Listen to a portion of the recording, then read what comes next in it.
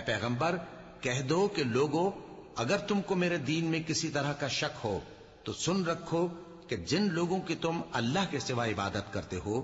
میں ان کی عبادت نہیں کرتا، لیکن میں اس اللہ کی عبادت کرتا ہوں جو تمہاری روحیں قبض کر لیتا ہے، اور مجھ کو یہی حکم ہوا ہے کہ ایمان لانے والوں میں ہو جاؤں، اور یہ کہ اے نبی سب سے یکسو ہو کر دین اسلام کی پیروی کیے جاؤ اور مشرکوں میں ہرگز نہ ہونا، اور اللہ کو چھوڑ کر ایسی چیز کو نہ پکارنا جو نہ تمہارا کچھ بھلا کر سکے اور نہ کچھ بگاڑ سکے۔ اب اگر ایسا کرو گے تو ظالموں میں ہو جاؤ گے، اور اگر اللہ تم کو کوئی تکلیف پہنچائے تو اس کے سوا اس کا کوئی دور کرنے والا نہیں، اور اگر تم سے بھلائی کرنی چاہے تو اس کے فضل کو کوئی روکنے والا نہیں۔